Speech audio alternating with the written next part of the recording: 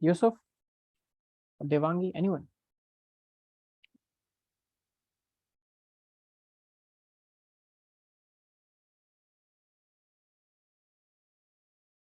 You can write in chat, you can speak, but please be engaged.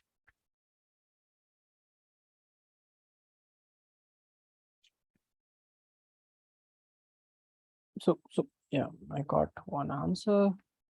Devangi says they do exchange gases, and she's correct. So in a way, plants don't breathe like humans do, but they do exchange gases, which are respiratory gases in humans. So yes, they do breathe, but not like humans. Right? So what do they do instead? They do exchange of gases. And how do they do exchange of gases?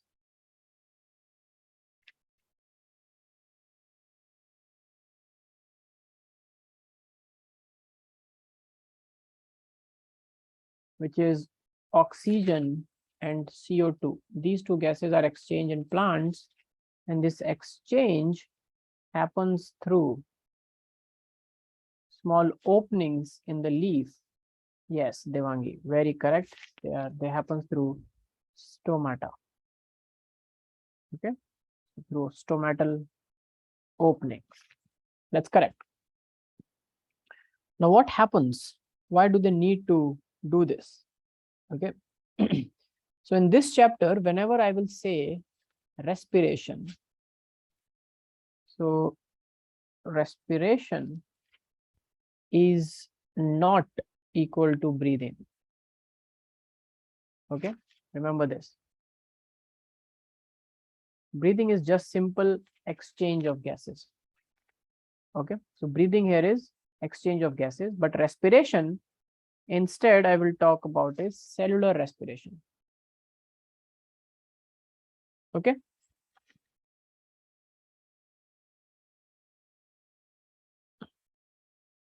And what do we mean by cellular respiration? Let's define it, write down. Cellular respiration is the mechanism. Cellular respiration is the mechanism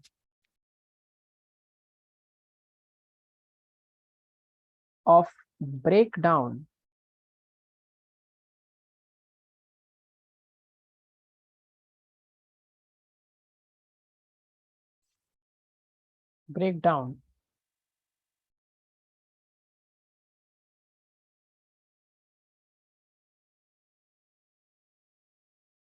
of glucose. Glucose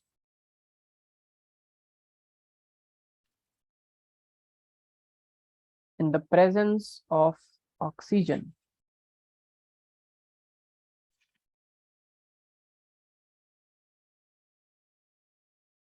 In the presence of oxygen.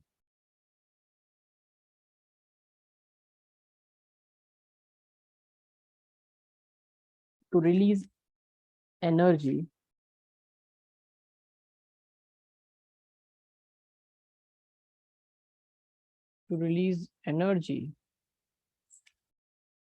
or we also say ATP.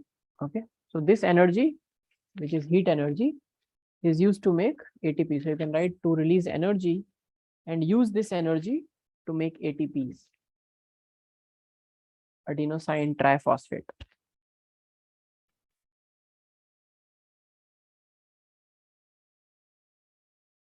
Is that clear?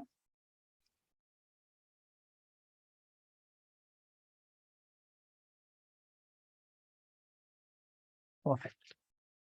So this is what we are going to talk about.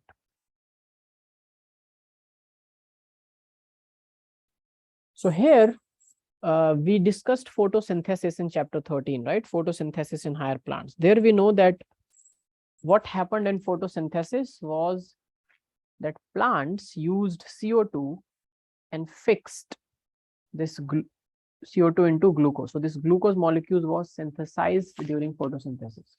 Now during respiration, this is being broken down. This is being used. So this process is kind of opposite to photosynthesis. In photosynthesis, again, oxygen is released as a byproduct because from water, plant only need a hydrogen to reduce CO2 into glucose, and the oxygen they don't need, so they release it. But in respiration, you need oxygen to break down this glucose. So oxygen is utilized. So plants also respire, which brings us to this fact that what we study as kids is that plants produce oxygen and animals produce CO2 is not entirely true. Plants do produce oxygen when they are doing photosynthesis, but plants also utilize oxygen and produce CO2 when they are respiring. This rate is different, and they produce more oxygen than they use. That's a different thing, especially during the day when sunlight is available. So you can write that plants photosynthesize more and produce more oxygen than they use during the daytime. But during the night time, you might find that they are also utilizing oxygen and producing less of it. Okay, that's possible. It depends on plant to plant type. So plants do both. They produce oxygen and they also utilize oxygen. Animals, on the other hand, do not produce it, but utilize it. Okay.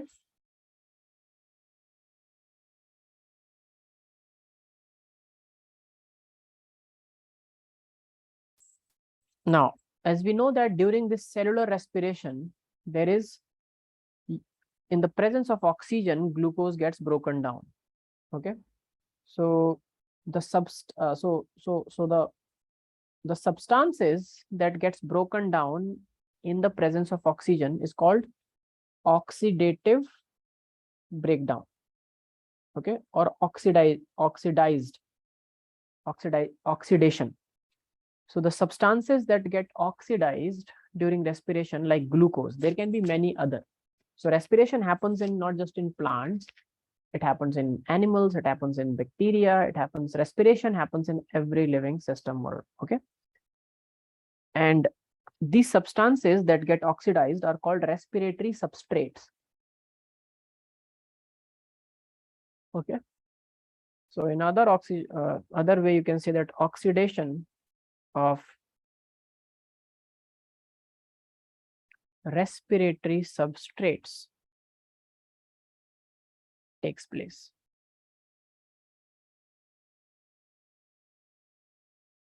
Glucose is one kind of respiratory substrate.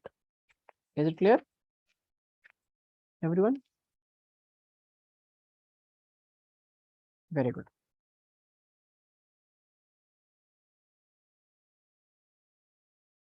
Some plants, so glucose is a kind of carbohydrate, right?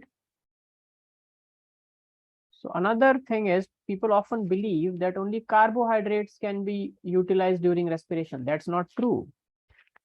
We have seen that when carbohydrate reserves are over, then body switch to other kind of respiratory substrates and try to oxidize other molecules to release energy. For example, protein, fat, and even some organic acids. Okay, so write down. Apart from carbohydrates,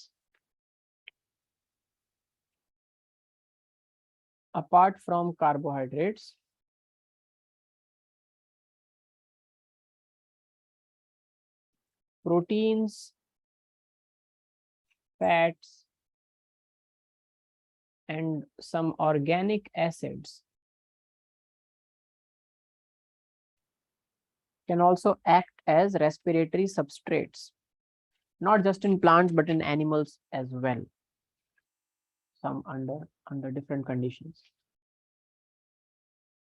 But we will take glucose as an example and move forward. Is that clear?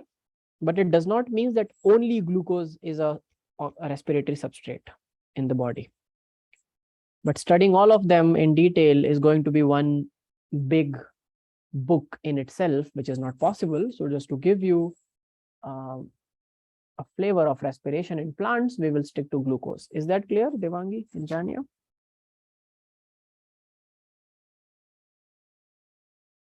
Cool. Now write down another point.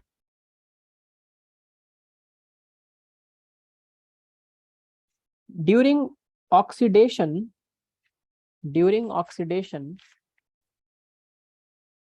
in the cell,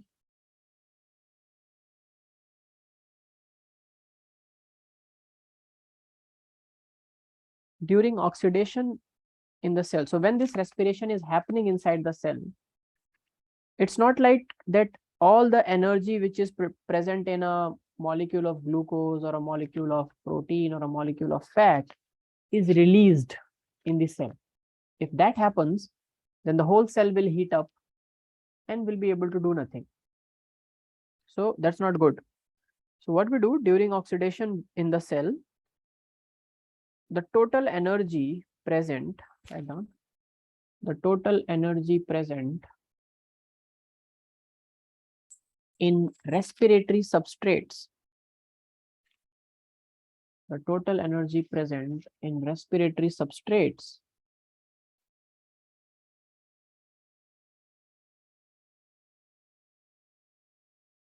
is not released freely into the cell, is not released freely into the cell in a single step, is not released freely into the cell in a single step.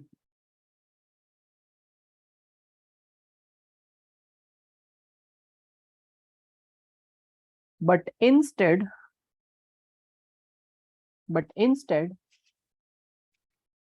it is released in a stepwise reaction.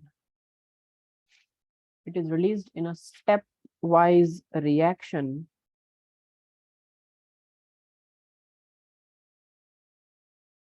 stepwise reactions. There are many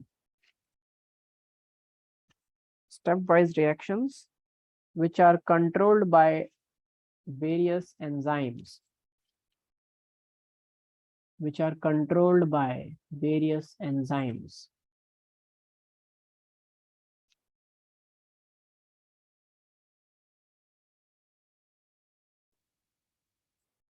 And next point, finally, all this energy is trapped. Finally, all this energy is trapped as chemical energy,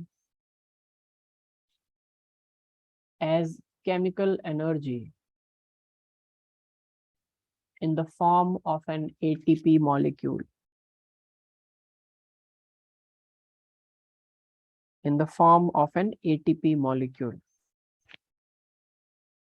This part is clear, Devangi and Jania?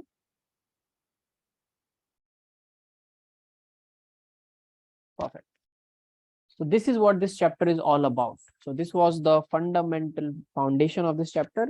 Now we will be focusing on how this ATP molecule is formed, and that the whole thing revolves around energy production, and that's called respiration. And also write one more point, that this ATP is known as the energy currency of the cell.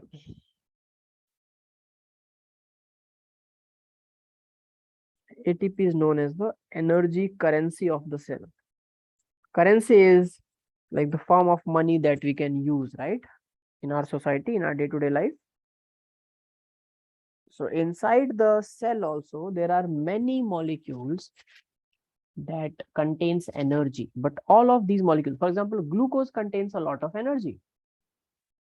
But if there is glucose in the cell, but there is no oxygen or these enzymes are absent which do photosynthesis, you won't be able to use glucose to produce energy. So just eating glucose is not enough. Okay, we need to go through all the reactions to finally convert the energy of glucose into ATP, because only ATP can be used. Now imagine glucose as a check. Okay, a check. So it's a check, which on a check you can write an amount. So let's say you wrote 10,000 rupees on a check, but can you take that check to a market and do shopping for that matter? Or can you buy yourself food with that check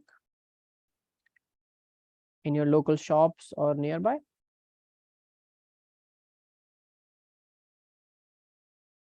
You have money, right? You have that much money with you, but it's in a form where you cannot use it. Do you understand? So what you have to do, you have to go through a process. You have to go to the bank, deposit that check. That check needs to get cleared and the amount has to be credited to your bank account. Then you can withdraw some hard cash or coins, and those cash and coins or the digital pay mode, whatever, is the mode by which you can utilize that energy to do certain things, functions, or get yourself food, etc. So similarly, glucose has energy. There are many more molecules, proteins, fats, they all store energy, but all these cannot be directly used by the cell. The cell has to convert it into in the form of ATP, and the net gain and lose of ATP is how the transaction happens. So for the daily transaction or the energy transaction in the cell, it has to depend on ATP. Okay. We talked about ATP in the last class when we were talking about muscle sliding filament, right? So you can see that even to move a muscle from the last class, to move a muscle, you need ATPs to come and bind to the head of myosin. There is a ATP binding region, and then the ATP breaks into ADP and PI, and that breaking of the bond releases the energy that myosin can use and make actin slide over itself. Is it clear, Devangi, from the last class, and Jania? Very good. So everything is making sense to you, right? You're connecting biology. Very good. So write down ATP is the energy currency of the cell and is utilized in all energy requiring processes within the organism.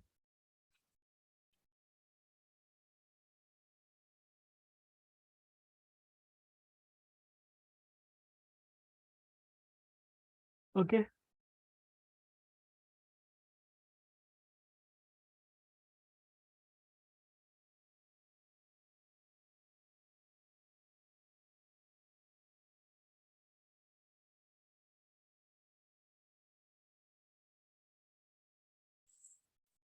Now, one question that has been asked in boards is related to what we discussed just above. So if we see, there are no dedicated organs in plants for breathing, right?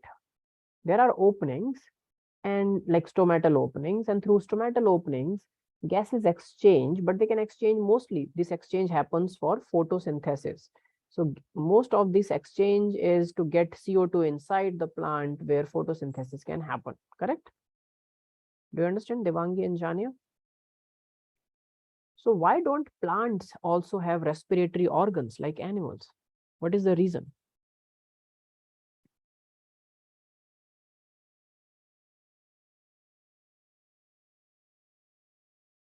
Think of one thing that is different between animals and plants. So to respire, plants do not have organs dedicated for respiration to bring inside gases which are required for respiration. Why?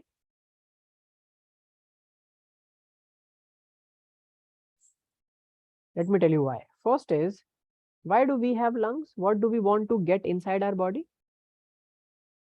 What do we need?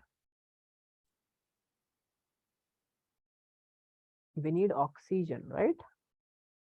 Yes, Devangi. Plants, on the other hand, produce oxygen within their cells when they are doing photosynthesis, right? Make sense? So can't they use the same oxygen to respire? They can, in a way, right? When it is released, they can use it.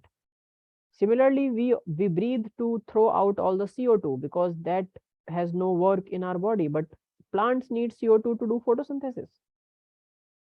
So what they can actually, in a very efficient manner, take care of their own gas exchange needs. So there is very little transport of gases from one part of the plant to another. That's why they don't have respiratory organs. Okay, all the cells can photosynthesize. Mostly the green parts can photosynthesize, and cells can also respire and then can send back the CO2 to be used by the photosynthetic cells to again fix it into glucose. So there are, write down this question: why plants have no specialized organs for breathing or gaseous exchange? Why plants have no specialized organs for breathing or gaseous exchange?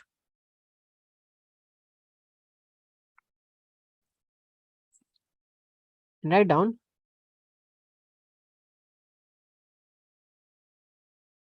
There are several reasons for this. Okay, there are several reasons for plants not having respiratory organs. There are several reasons for plants not having respiratory organs. First point,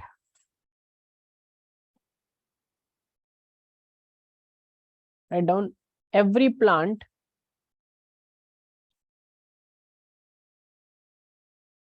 takes care,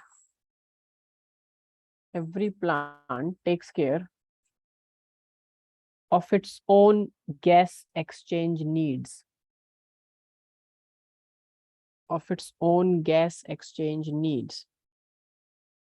Sorry, every part of the plant, not every plant. So every part of the plant takes care of its own gas exchange needs, and there is very little transport to depend on. There is transport for food and water within a plant, but not that much for gas. Inside a human body, there is transportation also for oxygen and CO2, right? Remember? Breathing and exchange of gases. Very good. In plants, majorly it's for food, nutrients, and water, not for gases that much. So this is the first reason. Okay, so write down. You can write that, in short, plants do not have great demands for gaseous exchange. Okay. Second reason is, plants do not have greater demands for respiratory gases exchange.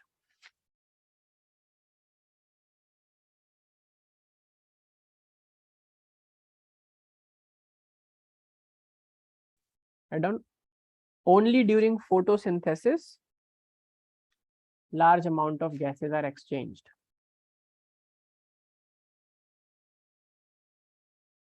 Only during photosynthesis large amount of gases are exchanged,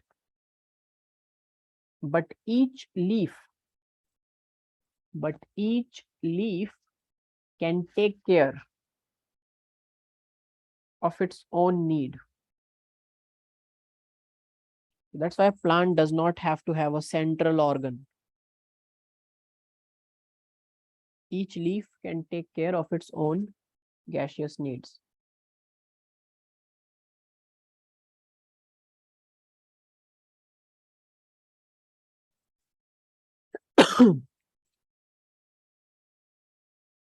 Okay. Is that clear, everyone?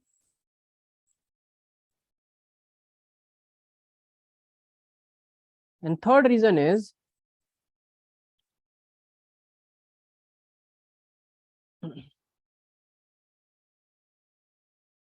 the living cells in plant are located close to the surface of the plant body. The living cells of plant is located close to the surface of the plant body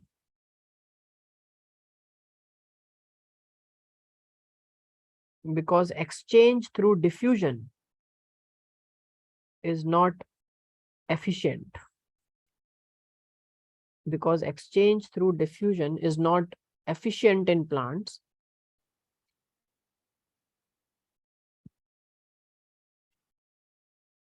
and they don't have a concept of body fluid network like blood or lymph. They don't have a concept of body fluid network.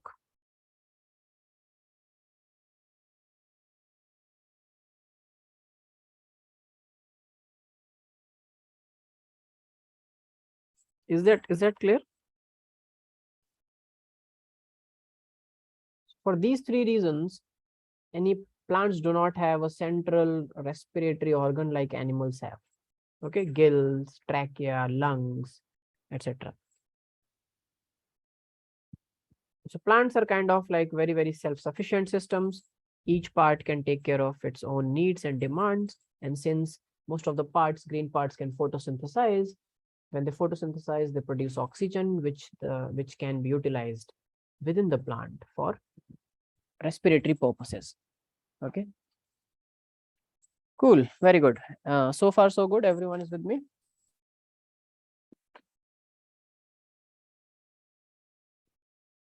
Perfect. Now let's come to the main thing. So we have set the stage. Everything looks good. Now let's come to the main part. Since I told you that we will be sticking to the breakdown of glucose when we will study respiration here, and we are not going to touch the breakdown of protein, lipids, or other kind of organic acids like lactic acid, etc. So let's stick to glucose, just carbohydrate. So as the definition says, and we have discussed that a complete oxidative breakdown of glucose needs to happen to produce energy. And let me tell you, this is not something that is very, very unique for of living system. You know that every day, almost every day, we do the same thing. We use oxygen to break down organic compounds to produce energy. Can anyone tell me where do we do that? Every day? Not inside our bodies, outside. How do we do that?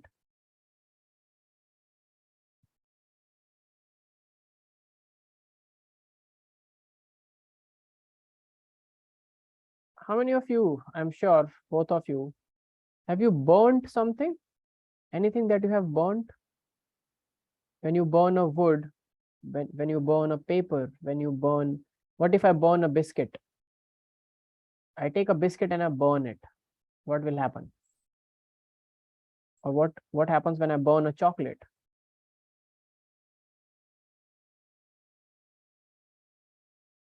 What is burning? Chemistry. You have studied this. When we burn something in the presence of oxygen, that is actually a chemical reaction. Can anyone tell me the name of that particular reaction? What kind of reaction is it? Burning is an example of what kind of reaction?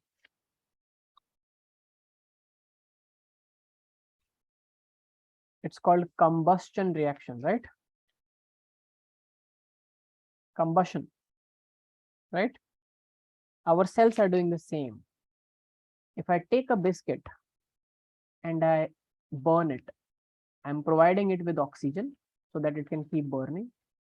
And the amount of energy and heat that will come out of that biscuit will be enormous, because in that biscuit, there are sugar molecules that are getting broken down in the presence of oxygen. And that's why a wood or a biscuit or anything that has an organic matter burns. And at the end, you are left with CO2 or carbon as ashes, or that black smoke that comes out of it is CO2. Make sense? When we burn anything, CO2 is produced. So now, can you draw parallels? Can you see what is similar here? I take a biscuit, I eat it. It gets digested, goes inside my body, from my intestine. Glucose is absorbed in my blood, and that glucose goes inside my cells. And then I breathe in oxygen. That oxygen goes inside my cell, and that oxygen helps in breaking down glucose. And as a result of this process, I breathe out CO2. On the other hand, I take a biscuit, I burn it. So oxygen has to be available all the time so that burning can be supported. And lots of energy is produced till the biscuit is burnt, and CO2 is also released out. So do you think that both of these processes are similar? Yes, they are both very similar. What is the difference? The only difference is when we eat a biscuit, there is no fire within us, right? So that's called controlled combustion, or combustion in a very controlled environment. So in our body, outside our body, to release energy from a biscuit, we need to burn the biscuit or heat the biscuit at a very high temperature, where the bonds starts breaking and energy starts releasing out. Inside our body, this reaction happens in a very controlled environment with the help of catalysts called enzymes. Enzymes are biocatalysts, right? Just in chemistry, like you must have studied, what does a catalyst do? A catalyst enhances the rate of a reaction, right? Without actually participating in the reaction. So if a reaction is happening at always is only possible at very high temperature, you can use a catalyst which can make it happen at a relatively lower temperature. Am I correct? Similarly, in our body, we have enzymes that make chemical reactions happen at normal body temperature, which is 37 degrees Celsius, and we can form energy. So we are doing the same thing. So a complete combustion of glucose happens inside our body. So write down, in respiration, a complete combustion of glucose takes place.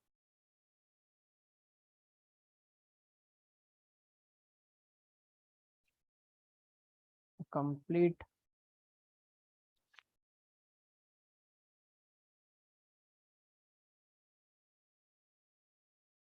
combustion of glucose takes place. So what is glucose? Anyone can tell me the formula of glucose? If you can speak, that will be the best. Jania, what is glucose? C6H12O6. Perfect. C6H12O6, 6 carbon molecule. And when we are using it in the presence of oxygen, breaking it down in the presence of oxygen, and I'm saying that it leads to the formation of CO2, right? Plus water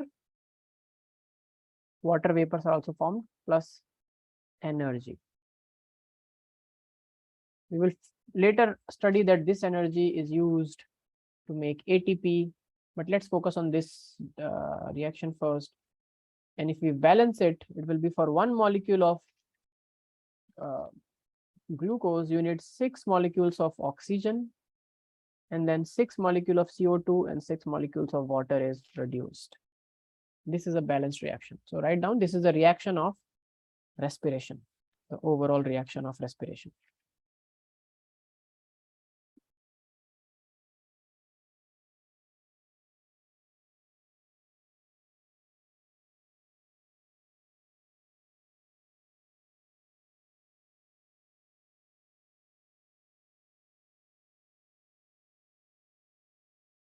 Chemical reaction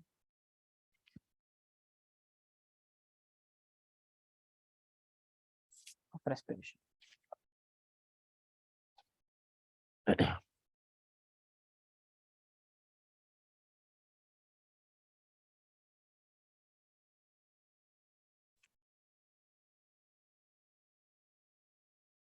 Is that okay?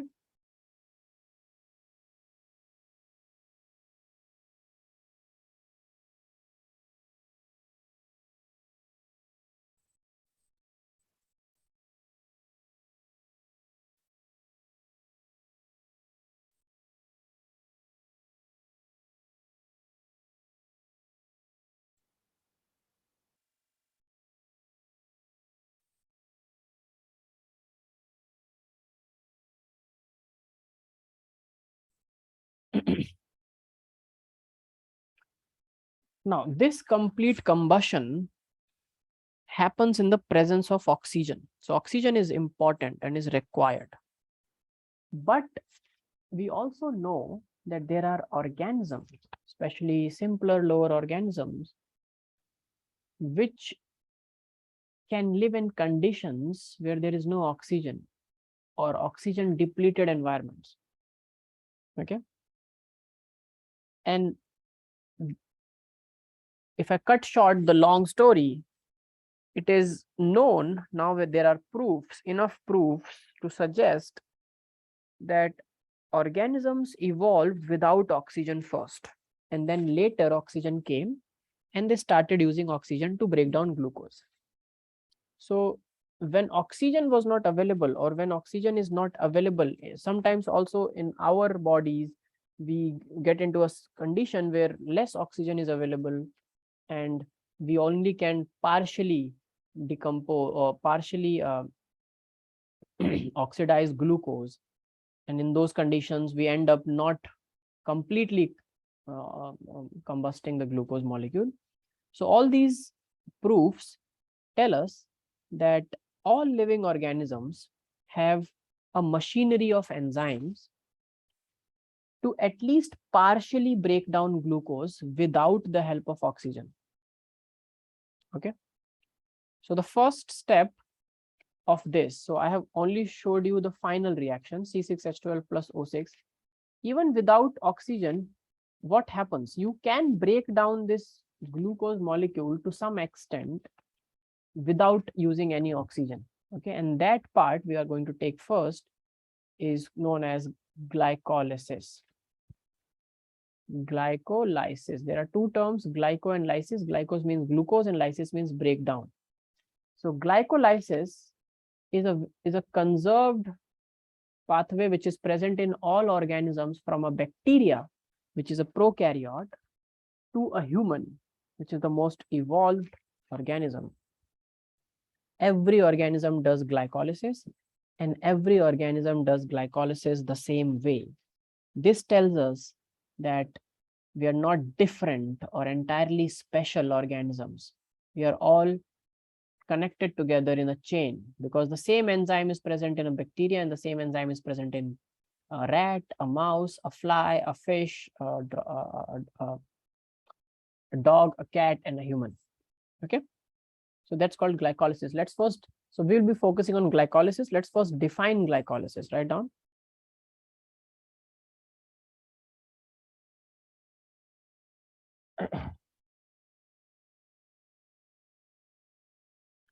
Write down. Glycolysis is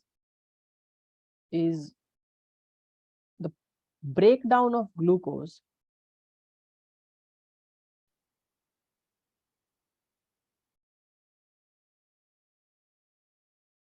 breakdown of glucose to pyruvic acid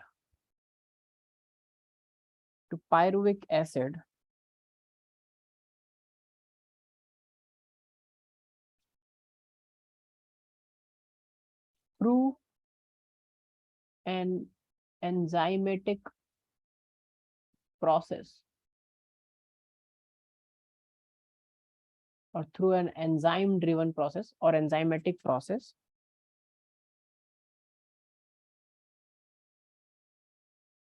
without the help of oxygen.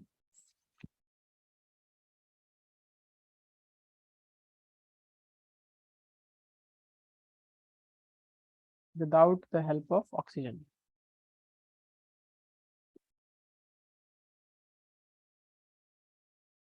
Write down, this happens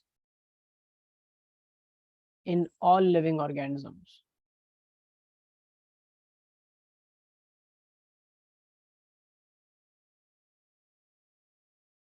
Okay, bacteria to human.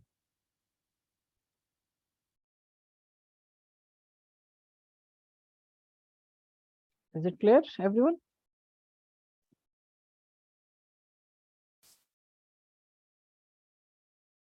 Yeah. So bacteria some bacteria are anaerobic. They cannot survive in the presence of oxygen. So if you give them oxygen, they will die. So how will they get energy? How do they produce energy to survive?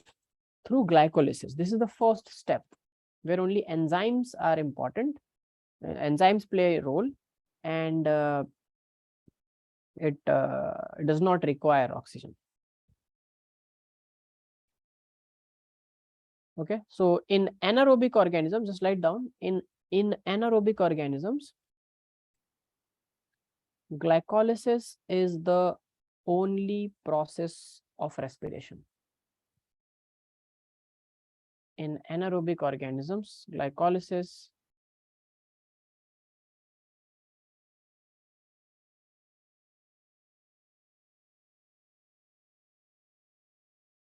is the only process of respiration.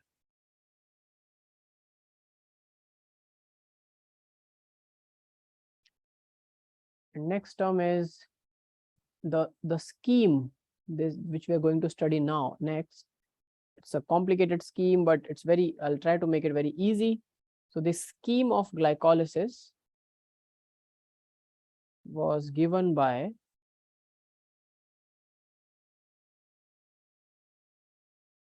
or explained by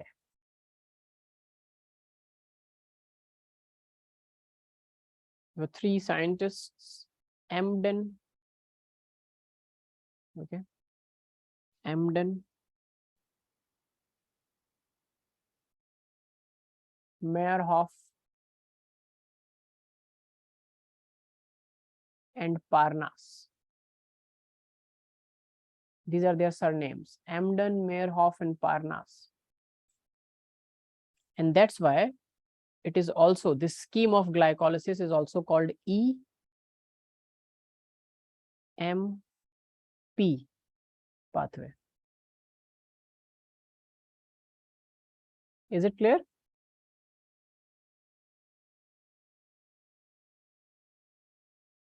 Perfect. So let's see what this pathway is all about.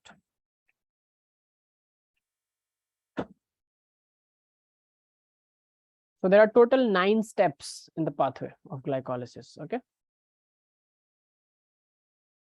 And this is what we will be focusing on. So we will use different color codings to try and finish it. So let's start. I'll write the characteristics and the name of the molecule. Okay, we have Rawan joining. Good evening, Rawan. Am I audible to you? Good evening, Rawan. Am I audible to you? Hello, sir. Yes, sir. Yes, you joined a bit late. Yes, sir, because it's exam seasons and I'm having revision online classes. I see. Okay, so Yes. a good thing for you, we are doing glycolysis. So we discuss some basics about respiration and glycolysis, and I'm going to start the main pathway or the scheme, series of reactions that happens, all the 9 steps now. Okay. Okay, sir. Okay, cool.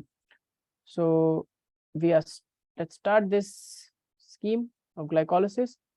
So it starts with glucose in the cell, okay? And remember, in glycolysis, we don't depend on oxygen, okay? So this glucose, what is it? Glucose is, how many carbons are there in glucose? Whenever we are talking about the breakdown of any molecule, we have to first know what is the actual, how many carbons are present in the beginning. So glucose is a 6 carbon molecule. So I will write 6C molecule. Is it clear, all of you? And with red, I will keep writing the first step. So the first step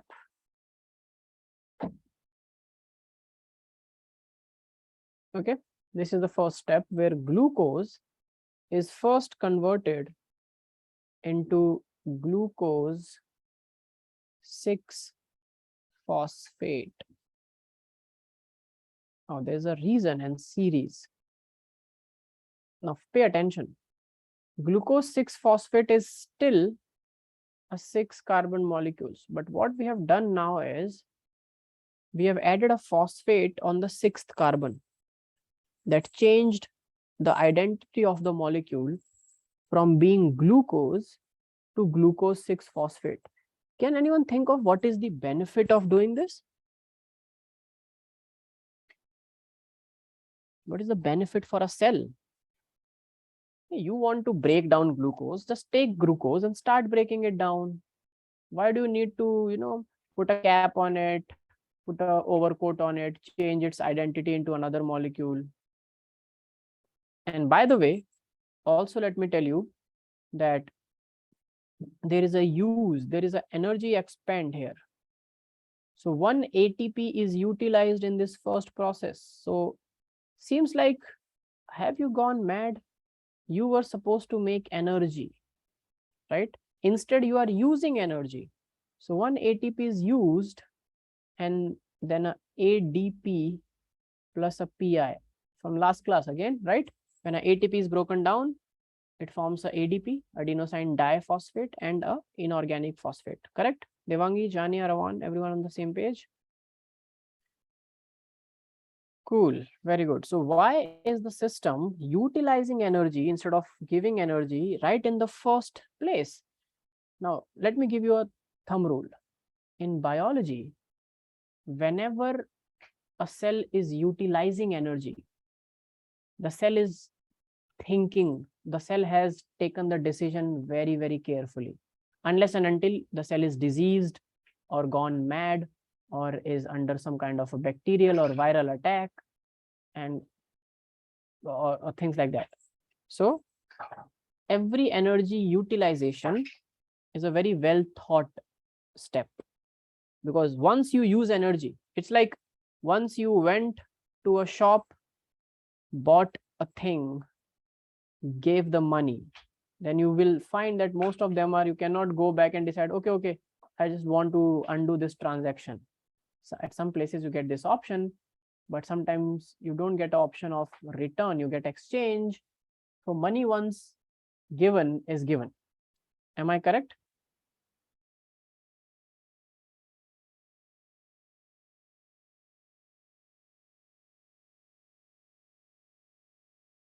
Okay, am I audible, people? Hello? Yeah.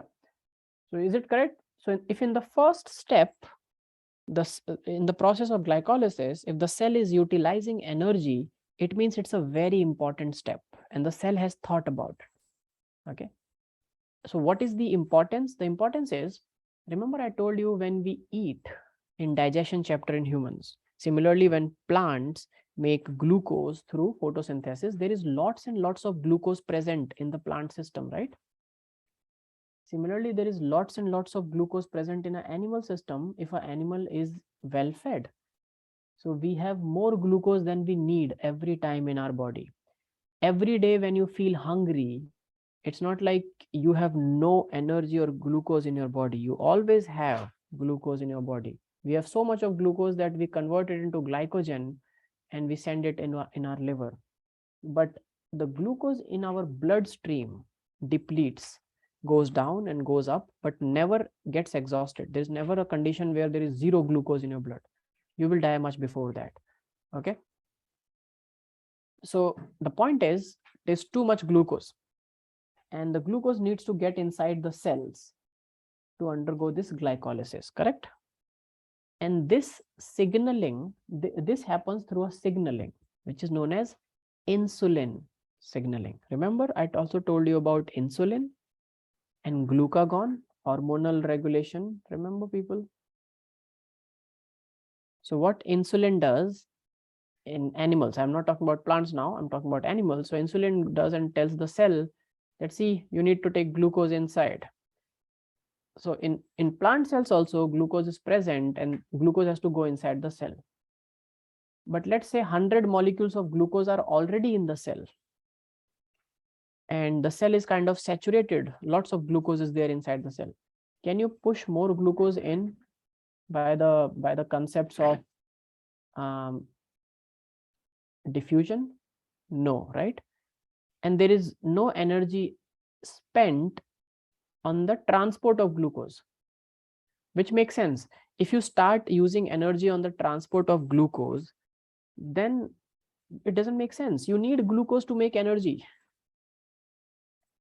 So the best thing is, the moment you take glucose inside the cell, you change its identity. So now, just by using one energy molecule, if you change glucose into glucose 6-phosphate, then technically it's no longer glucose, right? The molecule has changed a bit, correct? So what will happen? The signaling will get a signal that we can send more glucose in. Okay, because I can't see any glucose. For example, the same thing. There are 10,000 people outside the room, and every time someone comes inside the room, I said, like, at one point of time, there can be 10 people in the room wearing blue coat. So 10 people entered, everyone is wearing blue coat. The moment they entered, I changed their coat from blue to green. Now there is no blue coated person inside the room. So you can send 10 more blue coated person. Do you understand that, people? So that's important first step. And that's why cell is spending energy instead of making energy out of it. This glucose 6-phosphate now starts undergoing major changes. Okay, and also let me use green color to tell you about the enzyme. Okay, so this glucose to glucose 6-phosphate, this reaction is catalyzed by an enzyme called glucokinase. Glucokinase. Kinase are those, A's means they are enzymes, right? Kinase, write down, are the enzymes. You can also write it as hexokinase, because glucose is a 6-carbon molecule, so hex for 6. So kinase is an enzyme which puts a phosphate on something. Okay, make sense, people?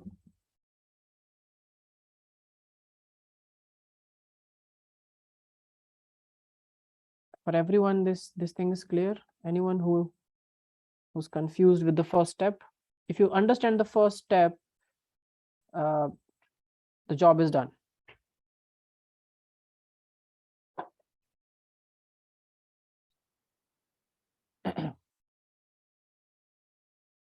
I want all the 3 thumbs up. Okay, cool. So glucose to glucose 6-phosphate with the help of hexokinase or glucokinase. Now this second step is where this glucose 6-phosphate becomes fructose 6-phosphate. Now we are changing it more, but the phosphate at the 6th position is there. Glucose changed into fructose. Now both are 6-carbon molecules. See, still it is a 6-carbon molecule. And you will think, come on, what are you doing? Stop playing around with glucose and start breaking it down, start making energy. But have patience. Okay, patience reaps the fruit. So that's what cell does. When it changes glucose 6-phosphate to fructose 6-phosphate, there is another enzyme. So all the enzymes name are written in green. Okay, so I will do this to the enzyme names. So in green is the enzyme name, in blue is the energy utilization, Red is the steps and black is the actual molecule. So there is an enzyme. Can you think of glucose when changes to fructose? It is still the same carbon molecule, but in chemistry you must have read molecules which are similar to each other, not very different chemically, but just changes in the functional group position. What are they called?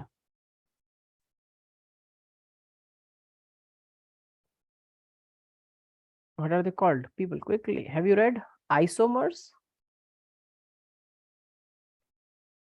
Isomers. No? Yes? Someone is saying something? Yes, Devangi has read about isomers. So I am basically, what cell is doing here is converting glucose into its isomer, fructose. So can you guess the name of the enzyme? The name of the enzyme is often given on the function. This is called kinase, which because it adds a phosphate. Glucokinase because it's add phosphate on glucose. So now we are making isomer. Perfect, Devangi. It's called isomerase. Okay. And on what thing we are adding, of what molecule we are making an isomer? Glucose phosphate. So the full name is phosphoglucose isomerase. Even if you remember isomerase, it's more than enough. But the full name is phosphoglucose isomerase. This is the enzyme. Okay. Clear? Make sense? I hope you don't have to struggle through this. Okay. Now fructose 6-phosphate is converted again. Another, sorry, not this color. Another change, though this is the third step. And the change happens, it now becomes fructose 1,6-bisphosphate. By this time, if someone who has less patience will just lose the patience on top of its head, saying enough.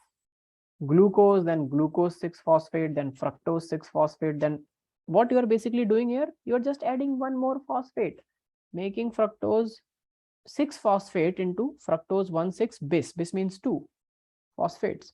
And I think by now you can guess the name of the enzyme. What is happening? A phosphate is being added.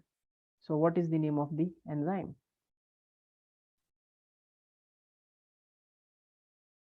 What can you think is the name of the enzyme? Of course, it has to be a kinase, right? A kinase enzyme because it's adding a phosphate.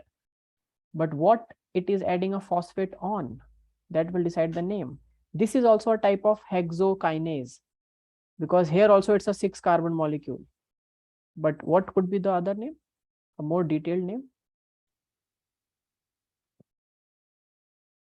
Any idea? It's called phosphofructokinase.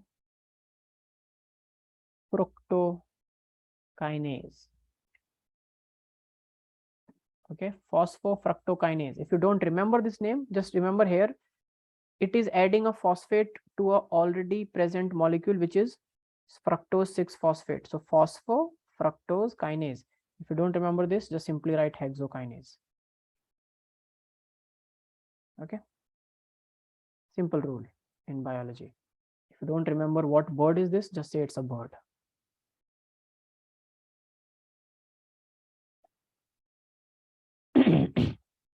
Cool. Now, you might be thinking that what is this game going on? But interesting thing is yet to come. The cell again utilizes a ATP at this step. One ATP goes and the ADP plus PI comes. Now this makes us think, oh, okay. So which means it is an important step, right? Is it clear, everyone? So this is not just something that the cell is trying to do and not able to do, so it's trying small things. It's an important step because, and also one more thing. Whenever, I forgot to tell you this, whenever in any biological system, ATP is used in any pathway at any given step, that step becomes irreversible. So these kind of questions are asked in NEET entrances. So it makes sense, right? If you are paying for some services, you would like that service to be done, right? If I'm not paying for something, and if I ask you to, okay, can you please help me with this? Okay, so you may or you may not be able to help, because, but if I say that, okay, you are an expert and you will charge for that service, I will pay you for that service. Now you will like that service to be done, and it should not be reversible. Like, something that's done should be done, correct? Should not come back. Now imagine, yes, Ravan, you are saying something.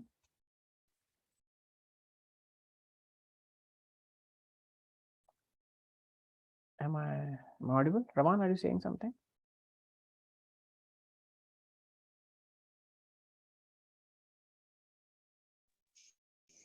Sir, you're like.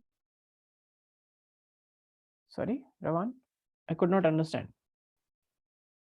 Can you repeat again?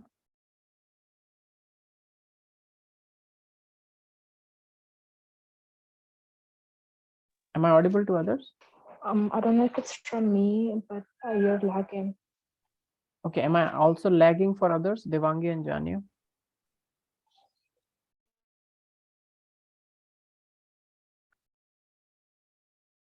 Devangi and Janya, no, so I'm not lagging for neither Devangi nor Janya. So I think it's your connection, Ravan. So sorry. Okay. I'll try to rejoin then. Yes, please. So the steps which we see where the ATP has been used are irreversible steps. So write down. The steps where ATP is utilized are irreversible steps. But the steps where ATP is not utilized are reversible. So it can also go in this direction. Sorry. Oh, it's a struggle to teach online. In this direction or in this direction. Okay. Is it clear? So this is the symbol for a reversible step. Is it clear to all of you? Again, the step 3 is irreversible, but from here onwards, why you utilized energy to bring this enzyme and put a phosphate is that fructose 1 bisphosphate can now from here onwards go into the next phase of the reaction, where you will be utilizing you will be producing energy. Okay, so from fructose 1,6 bisphosphate, the next step, which is the fourth step, the fructose 1,6 bisphosphate become glyceraldehyde 3-phosphate. Glyceraldehyde 3-phosphate.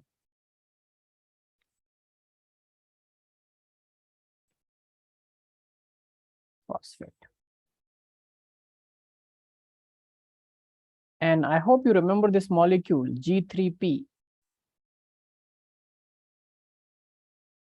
Remember that? Everyone?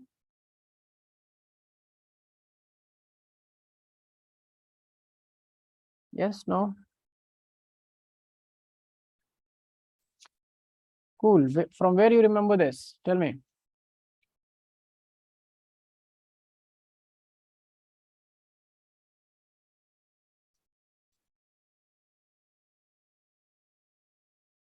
From the photos, C3, C4 plants, remember? We studied C3 and C4 plants. Yeah? Yes, cool. And this molecule, glyceraldehyde 3-phosphate, is also commonly called as a triose phosphate, because there is a phosphate at the third carbon, triose phosphate. And from here onwards, you know that this is a 3 carbon. Oh, sorry. This also, by the way, was a 6 carbon molecule. But from this step onwards, it is a 3 carbon molecule, 3C molecule. So yay. Now we see breaking down happening, right?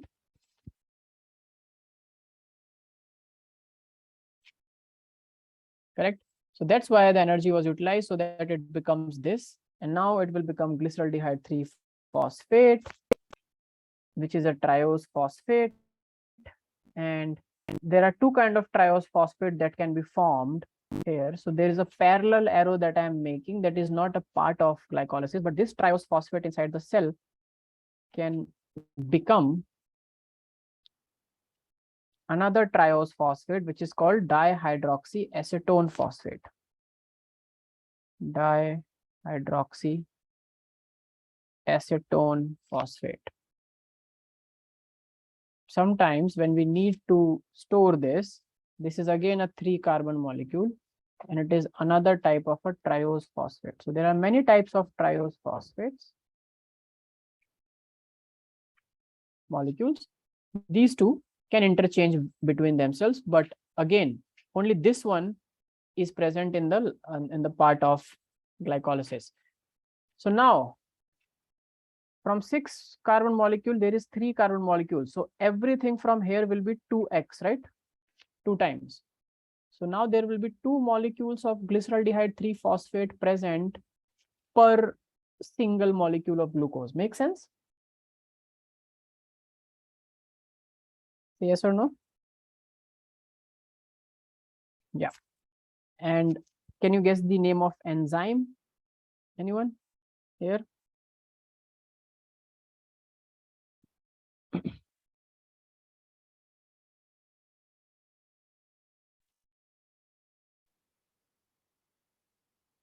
So it's aldolase.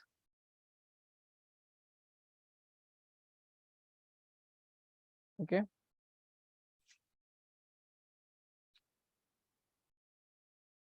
Remember.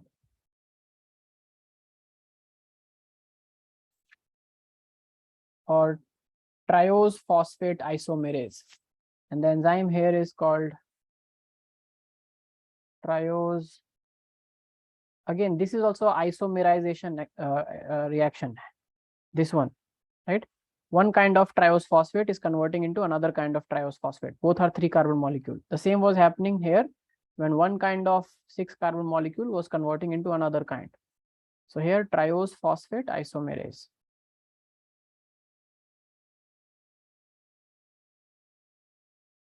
Is it clear, everyone?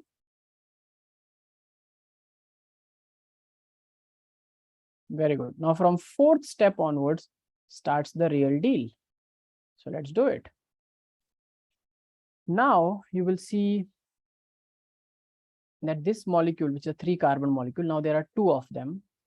So that produces in step 5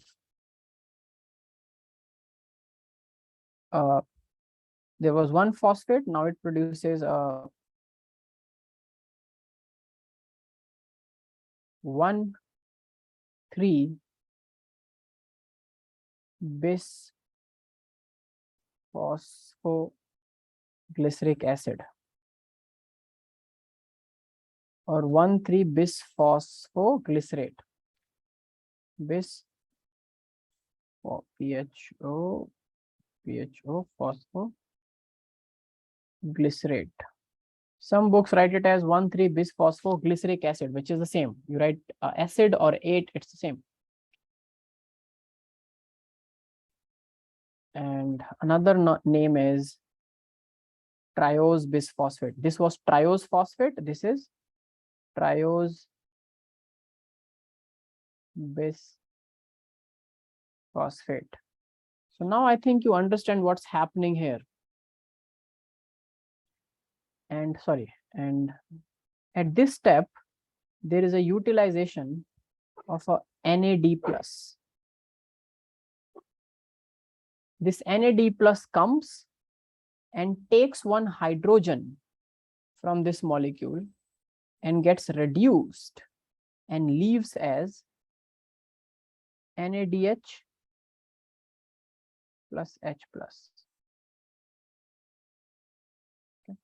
Sorry, write it like this. NADH plus H plus. Okay.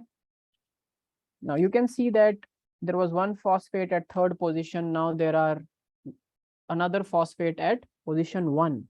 So can you figure out the name of the enzyme? And remember, this NAD is coming and taking hydrogens.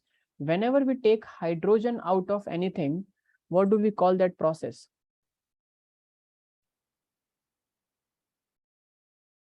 Dehydrogenation, right? Say thumbs up if you understand. Whenever you remove hydrogen from any molecule, you call it dehydrogenation. Make sense? And again, this is also a 3-carbon molecule. So let me mention things. If I'm forgetting anything, please keep reminding me. 3C molecule. And the enzyme's name will be glyceraldehyde 3-phosphate, because its enzyme is working on this molecule. Okay, so every time the name of the enzyme will be based on the previous molecule in the step. The name of enzyme will be glyceraldehyde 3-phosphate. And what it is doing, it is removing hydrogen from it and giving it to NAD plus. So it's called glyceraldehyde 3-phosphate dehydrogenase. Make sense? G3P dehydrogenase. Simple, short. If you don't remember the full name, G3P dehydrogenase. If you don't remember this also, just write dehydrogenase because it is removing hydrogen. Make sense, everyone? Thumbs up if it makes sense. And since no energy is used here, this is also a reversible reaction. So this will be the arrow. Cool.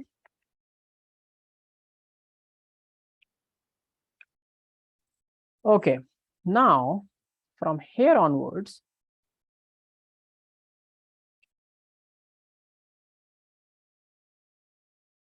this. So now there are 2 phosphates, right, at position 1 and position 3, correct? Now what happens next as step 6? Now you start getting the returns back. And again, I forgot to write here that there will be 2x of this molecule, right? Now in the next step, 2 of these molecules, 1,3-bisphosphoglycerate, will become 3-phosphoglyceric acid.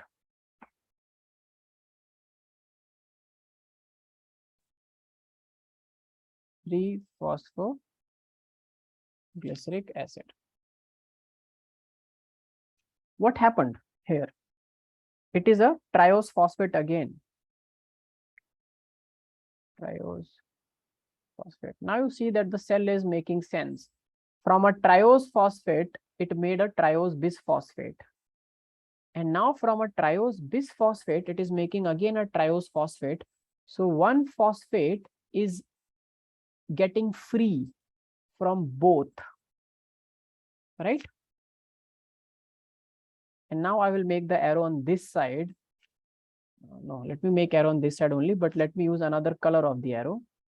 So this time what it's happening is every molecule, there are 2 of these molecules. So each molecule is losing 1 phosphate. So now there will be ADP coming in. Okay. Do you understand, everyone?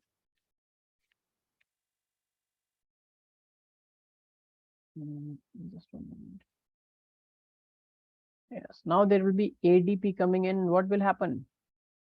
1 ATP will be produced. And there will be 2 such ADPs coming. So you will get 2 such ATPs in just one single step. And because energy is being formed, it will be an irreversible step. It cannot go back because you have taken energy out of it, benefit out of it. Okay. So this is why the cell was building all of this, because so that it can get the double returns. So in just one step, you got a double return. Now count before step 6, how many ATPs did you use? 2, right? A single ATP at 2 steps.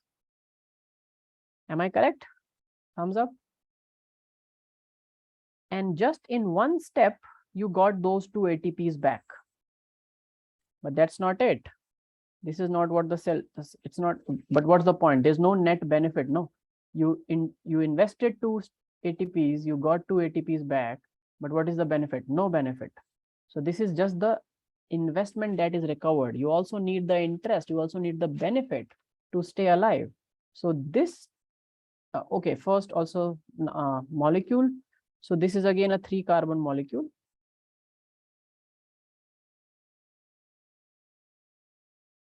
And name of the enzyme will be, can anyone think the name of the enzyme?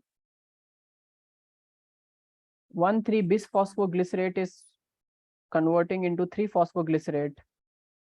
1 ATP is being produced. So phosphate is being taken from this molecule and it is being added to the ADP molecule. So again, what is the enzyme that adds phosphates to anything?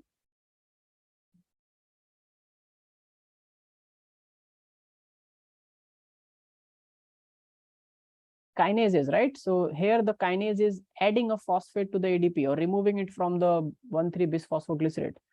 Yes, you're right. So it's called kinase. And what will be the name of this kinase?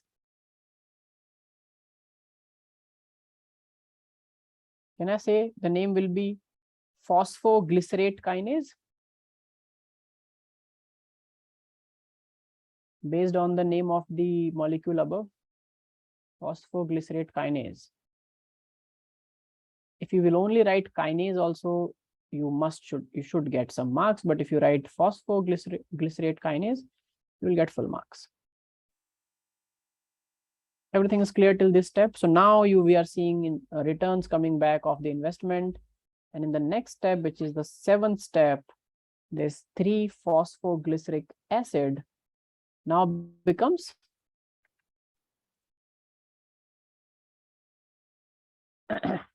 2-phosphoglyceric acid or 2 phosphoglycerates. Sorry, bad color. 2-phosphoglycerate. But it is still a glycerate. Okay. It's just the position of the phosphate that has changed. It has come to the middle carbon now out of 3. And this again, here also it will be 2 such molecules, right? That's why we are getting 2. Here also we form 2 such molecules. So don't forget to put this 2 all the time. And here again, it's a 3-carbon molecule. Okay, 2-phosphoglycerate. And quickly, can anyone guess the name of the enzyme? What's happening? The same kind of molecule is changing. 3-phosphoglycerate to 2-phosphoglycerate. So here the name of the enzyme is a mutase. It's not, it's just, it's a mutase reaction where the phosphate is being changed. It's the same molecule technically, phosphoglyceric acid or phosphoglycerate. So from 3-phosphoglyceric acid, it becomes 2-phosphoglyceric acid. And phosphate goes from 3rd carbon to the 2nd carbon. So it's called what? Phosphoglycerate mutase. Name of the enzyme is important just for your entrances, not for your boards, because this is not in your NCERT. But just remember this. It's mutasing, okay? This is clear? Yeah. Great. Now from this, why did the cell is concerned with just changing this? Again, seems like some game, but that's not the game. That's the whole point. Now there will be the next step. Sorry, I'm so sorry. Changing colors. Yes, so in the next step, which is step 8, remember we still have no benefit, right? And benefit often, the main thing often comes in the end. So the climax is yet to come. Because the 2-phosphoglycerate now converts into phosphoenol pyruvate. So it's called phosphoenol pyruvate. And remember, there will be two such molecules. So for this only, this adjustment was being done to shift the phosphate from third carbon to second carbon so that it can become a enol pyruvate. That's called phosphoenol pyruvate. Okay. And in this step, what you lose is water. So let me use another color to show water going out. So this step, H2O goes out. And this is the H2O which I have written here, right? In this total reaction, you see H2O going out. So H2O goes out from the reaction, which means the molecule has lost one water, which means two hydrogen molecules and one oxygen molecule to get converted into phosphoenol pyruvate. And again, phosphoenol pyruvate is a 3-carbon molecule. Oh, sorry, color change. Yes, it is a 3C molecule. So we are not going to break it further, but and the name of the enzyme is enolase, because enol, it's becoming a enol. So it's called enolase. In short, the only enol name, the only time you will see enolase, just enol name, just know that it's happening because of enolase. And here, the very last step, which is step 9, will give you what you want. So this phosphoenol pyruvate will convert into pyruvic acid or pyruvate. Okay. And here, again, 2 molecules of pyruvate. And here, again, we will get ADP will come in and leave as ATP. So remember 2 times. So in the very last step, you will see getting the benefit. So if you count, and let me first complete it. It's a 3-carbon molecule. Again, I hope you all are writing it with me, right? And can you guess the name of the enzyme? Because phosphate is being added, again, being taken out from this molecule and given to ADP. So the name of the molecule will be a kinase, but which kinase? Pyruvate kinase.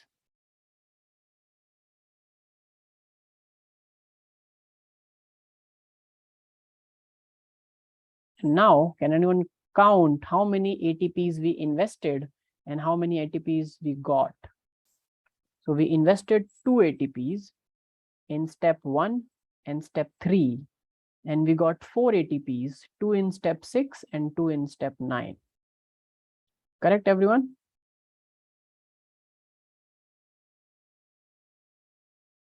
So in glycolysis, there is a net benefit of 2 ATPs per molecule of glucose. Okay, so this is how bacteria survive. For every molecule of glucose, bacteria gets 2 ATPs. It invests 2 and gets 4. And this is how it survives. Everyone is clear with all the steps? Thumbs up. Okay, so this is where I will end today. And in the next class, we will talk about, I'll give you dictations about this process. What are the important points you have to remember? Please go back and look at these steps, especially look at the enzymes and at which step you get ATP in return. And also remember that the first 4 steps where we have invested, or the first 5 steps actually, where we invest energy, okay, is called the investment phase of glycolysis. And the next 4 steps where we get energy back is called the payoff phase. okay, of glycolysis.